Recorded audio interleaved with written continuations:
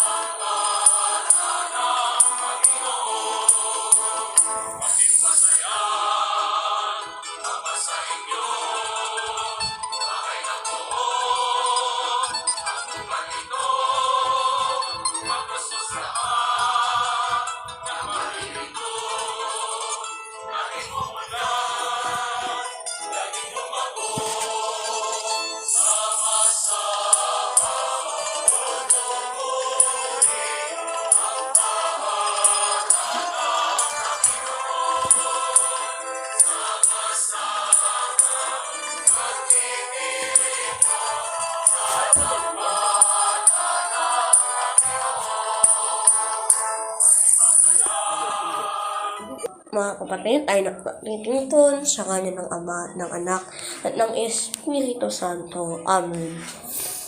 Sumayin niyo ang kapayapaan at sumayin niyo rin, mga kapatid, pagsisihan natin ang ating mga kasalanan. Inaamin ko sa makapangyarihang Diyos at sa inyo, mga kapatid, na napa akong nakasala sa isip, sa salita at sa gawa at sa akong pagkukulang. Kaya isinasama ko sa mahal na Birhen Maria, sa lahat ng mga anghel ng mga banal, at sa inyo, mga kapatid, na ako'y ipanalangin sa makapangyarihang Diyos. Naway patnubayan tayo ng Panginoon Diyos na ating mga kasalanan at patnubayan tayo sa buhay naman ng kanan. Amen. Panginoon, kaawaan mo kami. Panginoon, Kristo, kaawaan mo kami. Kristo, kaawaan mo kami. Panginoon, kaawaan mo kami. Panginoon, kaawaan mo kami. Papuri sa Diyos sa kaitaasan at sa lupa'y kapayapaan. Start na po natin. Mananangin tayo. Ama namin manal sa pamamagitan ni Hesus Kristo kasama ng Espiritu Santo.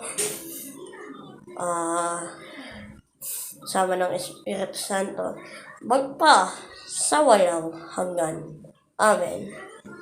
Ang unang pagmasa o nasa aklat. Inahahayag sa unang sulat sa akin po. Ang unang pagbasa. Ang salita ng Diyos, salamat sa Diyos. Salmon tungtunan. Ang salita ng Diyos, salamat sa Diyos. Magsagayo po lahat, pagdalangin ang mabuting balita ng Panginoon. Itayo po ang lahat.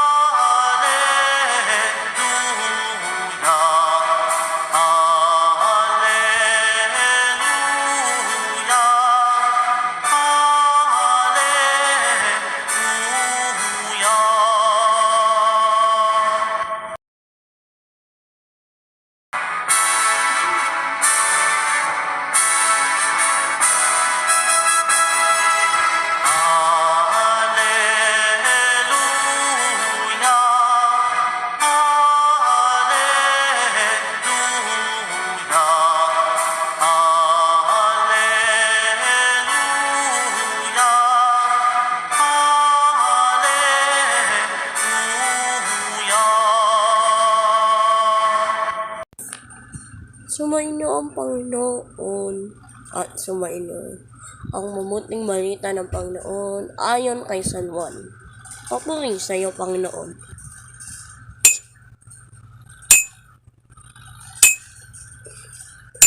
Hindi ako niya na-incense. Ay.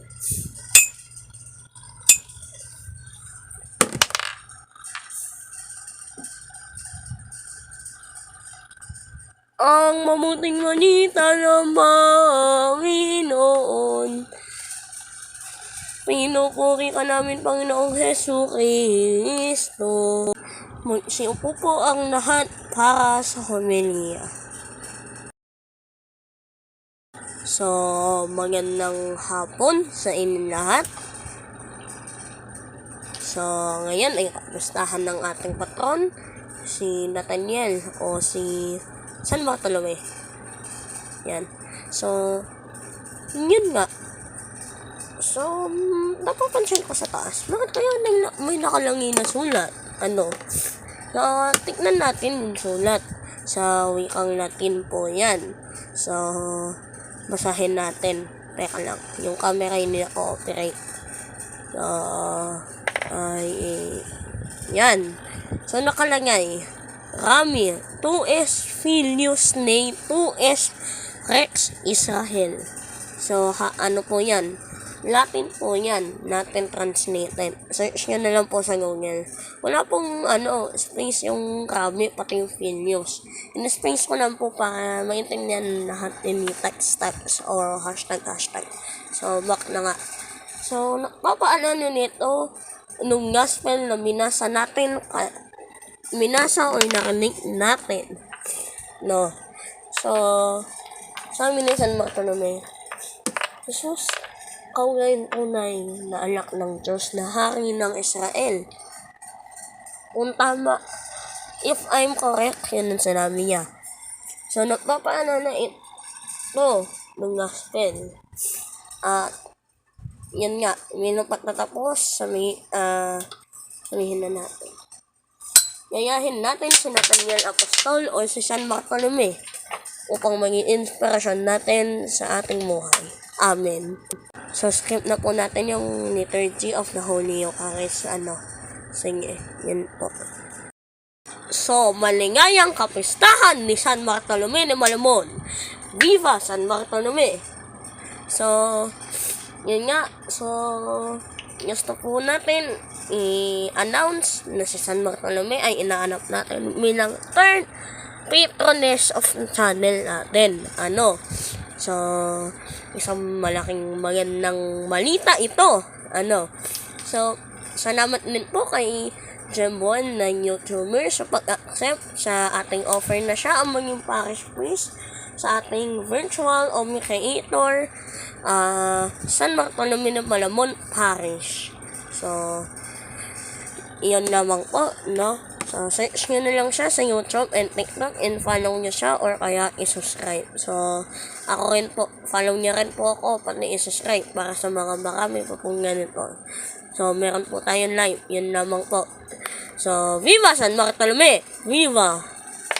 Bago po matapos ang ating misa, meron po tayong posisyon na San Bartolome, yung original image.